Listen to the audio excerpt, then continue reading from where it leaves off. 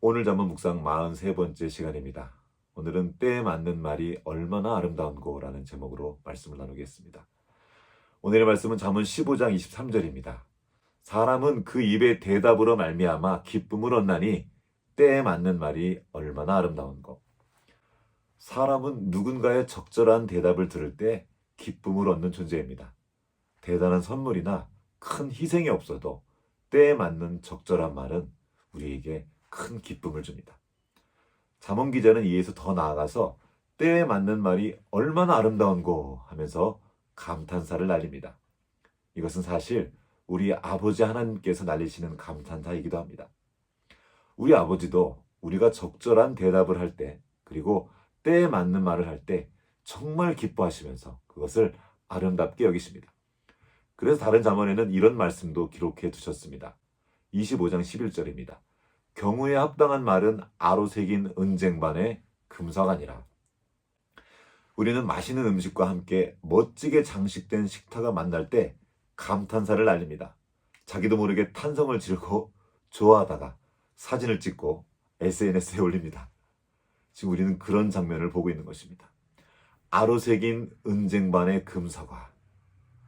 정말 아름답게 조화를 이룬 식탁을 묘사한 것입니다. 경우에 합당한 말이 그렇다는 것입니다. 우리를 기쁘게 하고 감탄하고 감격하게 하는 말이 있습니다. 그렇게 사람은 누군가의 대답에 따라서 크게 기뻐하고 감탄하고 또 감격하는 존재입니다.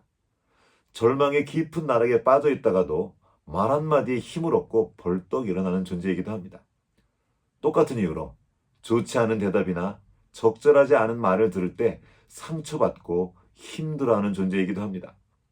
며칠 전 잠언 묵상 때 나눴던 말씀을 한 번 더 보겠습니다. 12장 18절입니다. 칼로 찌른 같이 함부로 말하는 자가 있거니와 지혜로운 자의 혀는 양약과 같으니라. 여기서 함부로 말하는 자를 다른 성경에서는 생각 없는 말로 번역했습니다.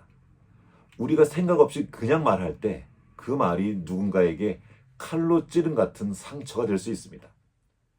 그가 하는 말이 맞는 말일 수도 있습니다. 사실을 보고 있는 그대로 말하는 것이죠. 그렇게 자기 생각에는 맞는 말을 하면서 이렇게 말합니다. 내 말이 틀렸어. 난 틀린 말 안 해. 맞습니다. 그의 이 말은 맞는 말일 수 있습니다. 그러나 말은 맞아도 또 거짓말은 아니어도 때에 맞는 말은 아닐 수 있습니다. 아니, 그런 때가 정말 많습니다. 우리는 대부분 그 맞는 말 때문에 깊은 상처를 입고 그 맞는 말 때문에 아파하곤 합니다. 우리에게 필요한 것은 맞는 말이 아니라 경우에 합당한 말, 그리고 때에 맞는 아름다운 말입니다. 그럼 어떻게 우리는 이런 말을 할 수 있을까요? 잠언 15장 28절 말씀입니다. 의인의 마음은 대답할 말을 깊이 생각하여도 악인의 입은 악을 쏟느니라. 내가 생각 없이 한 말이 맞는 말이라 할지라도 누군가의 마음을 비수처럼 찌르는 말이 될 수 있습니다. 그러나 대답할 말을 깊이 생각하고 한 말은 사람에게 기쁨을 주고 상대방을 살아나게 합니다. 대답할 말을 깊이 생각한다는 것은 그 대답을 듣게 될 사람을 생각한다는 말입니다. 그의 성격이나 성품 또는 그가 처한 상황을 고려해서 그를 이해하고 말하는 것입니다. 이러한 사려 깊은 말은 듣는 사람의 마음을 따뜻하게 하고 살아갈 새 힘을 주게 됩니다. 여기서 중요하게 살펴야 될 말이 또 하나 있습니다. 바로 의인의 마음이라는 표현입니다.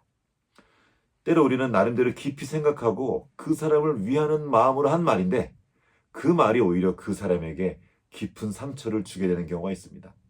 저도 그런 경우가 왕왕 있었습니다. 특히 한 장면은 잊을 수가 없어요.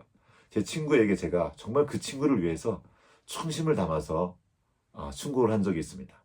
그런데 그 이후에 꽤 오랜 시간이 한 몇십 년 지났을 때 만나서 얘기하는데 그 친구가 용기를 내서 그 얘기를 해줬습니다. 자기 인생에서 가장 뼈아픈 순간이었다고, 정말 상처를 많이 받았다고. 저는 그 친구를 위해서 한 말인데 그 말이 그 친구에게 깊은 상처를 줬던 것입니다. 그 친구에게 너무나 미안하고 또 너무 고마웠습니다.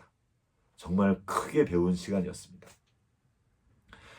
중요한 것은 우리가 혼자 생각하고 내 시선에서 말하는 것이 아닙니다. 나의 시선을 넘어서 주님과 함께 주님의 마음으로 생각하는 것입니다.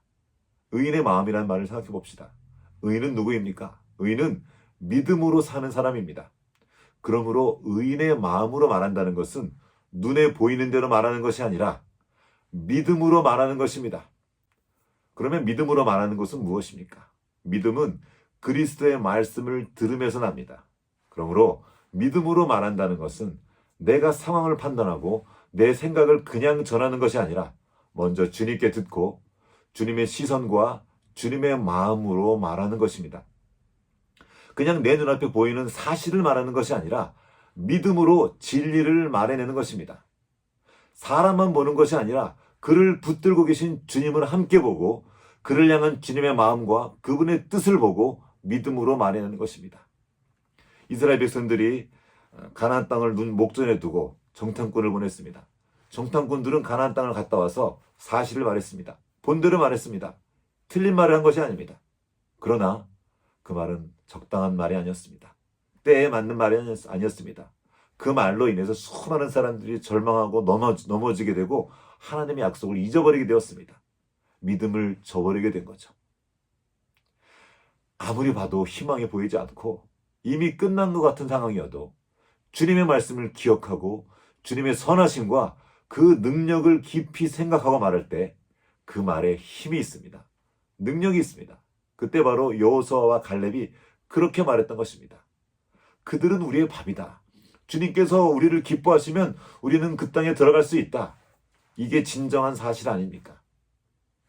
우리는 믿음으로 믿음의 말을 해낼 수 있습니다. 우리는 의인의 마음으로 말해낼 수 있습니다.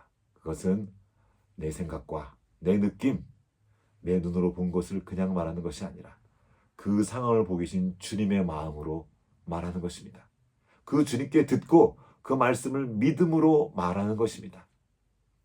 참된 의인은 사람으로서 우리 가운데 오신 우리 주 예수 그리스도입니다.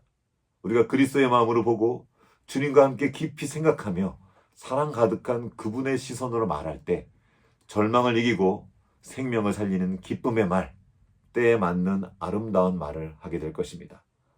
오늘도 주님과 동행하며 때에 맞는 아름다운 말을 전하는 하루 되시길 주님의 이름으로 축복합니다.